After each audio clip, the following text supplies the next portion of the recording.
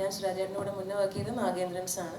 Humour ചെയ്യുമ്പം ഏറ്റവും കൂടുതൽ നമ്മൾ ശ്രദ്ധിക്കേണ്ടതും ഏറ്റവും കൂടുതൽ നമുക്ക് കിട്ടുന്ന ഒരു അനുഗ്രഹമാണ് നമ്മുടെ കൂടെ നിൽക്കുന്ന കോ ആക്ടർ നമ്മളെ എത്രത്തോളം നമ്മുടെ ക്യാരക്ടറും അപ്ലിഫ്റ്റ് ചെയ്യാനായിട്ട് സഹായിക്കുന്നു എന്നുള്ളത്.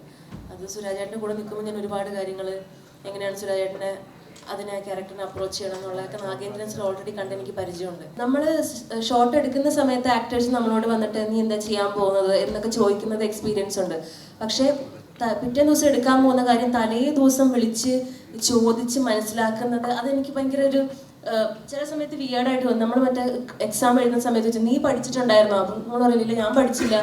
അപ്പം ക്ലാസ്സിൽ റിസൾട്ട് വരുമ്പം ആ കുട്ടിക്കായിരിക്കും ഫുൾ മാർക്ക്. അങ്ങനത്തെ ഒരു ടീമാണിത്. എല്ലാ ദിവസവും ശ്യാമിനെയും എന്നെയും വിളിച്ചിട്ട് നാളെ എന്താ ചെയ്യാൻ പോണേ അപ്പം നമ്മൾ എല്ലാ ഡീറ്റെയിലും പറഞ്ഞു. സുരാജേട്ടനല്ലേ വിളിക്കുന്നത്, ആക്ടർ കം പ്രൊഡ്യൂസർ കൂടെയാണ്. നമ്മളെല്ലാം അങ്ങ് മനസ്സ് തുറന്ന് പറയും.